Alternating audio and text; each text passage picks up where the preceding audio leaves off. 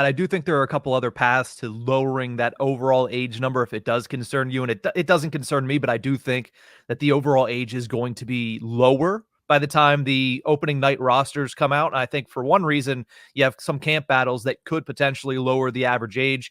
You know, they have the emergence of prospects, potentially guys like Vili Koivunen, who looked pretty good at prospect development camp. You have Vasily Ponomarev, who was close to getting an NHL opportunity last year before he got injured down the stretch. Maybe even a guy like Braden Yeager, who I know you mentioned that 18-year-olds aren't going to make it. Maybe a 19-year-old will, right? Maybe that 19-year-old will at the very least make that opening night roster, which would considerably drop the average age, especially if you swap him out for a guy like, I don't know, say Noel Acciari.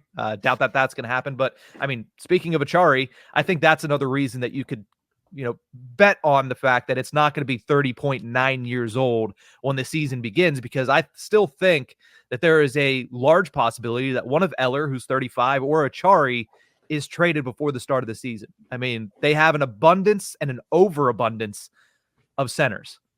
The question becomes, what is the trade market for them? Is there somebody that's going to be willing to give up an asset that Kyle Dubas deems respectable in return for a guy like Eller, who, for all intents and purposes, was one of the more consistent Penguins last year, or Noel Acciari, who Kyle Dubas holds in a very high standard? Dubas saying he desperately wants draft picks. He desperately wants, prospects, particularly prospects that are closer to the NHL level. It feels like one of those two guys could be on their way out. And when you replace them by guys like, Sam Poulin at 23, or Jonathan Gruden, who's 24, or Jesse Puljujarvi, who I believe is 25 or 26, it's automatically going to bring that average age down. So again, it's not a concern because, one, it's probably going to drop anyway before the start of the season. Two, you look around at the other oldest teams in the NHL, most of them made the playoffs last year.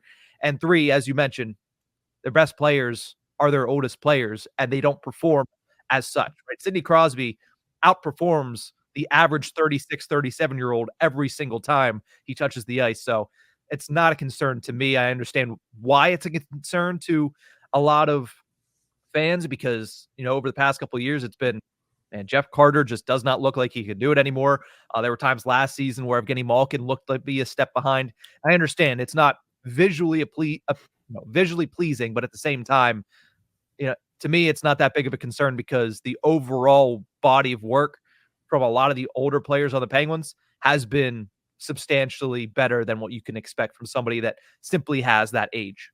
Yeah, it boils down to the team's best players are their eldest. Yep. It's a weird phenomenon, but it's just the way it is in Pittsburgh. There's nothing they can really do about it. You're not gonna trade away certain guys just because of their age. I mean, you wish you could with in certain occasions over the past few years, but this time around, you look at it and go, well, these are the best options. Sidney Crosby, Evgeny Malkin are your best two center options. Age be damned. There's nothing you can do. Chris Letang and Erik Karlsson are your best right side defensive options. Again, nothing you can do. They're going to have to be in there.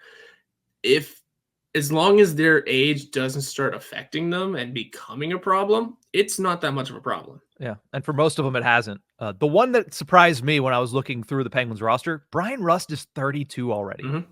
I can't believe that. It feels like, obviously, 2016 and 2017 are getting further and further in the rearview mirror, but it feels like he just broke into the NHL, and yet he's been around for, this will be his 8th or 9th season at the NHL level, and he's 32 years old. So, again, that goes into the same thing. Brian Rust, one of the best players on the team, probably right now, the best winger on the team.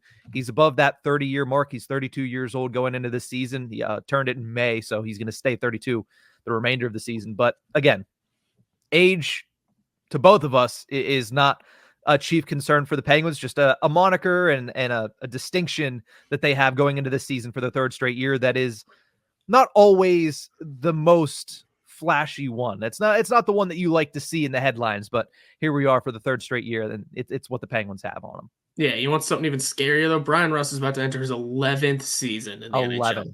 That's ridiculous. You can handicap it a bit and say 14, 15, he only played 14 games, but that's a part of a season, and it counts. 15, 16, he played 41, which was the half, but also really when he became a consistent, regular NHLer. So if he really wanted to, fine. He's entering his 10th season. He's entering a decade in the NHL. That's yeah. And when he broke in, he was only 22 because he played, I believe, all 4 years at Notre Dame, if not at least 3.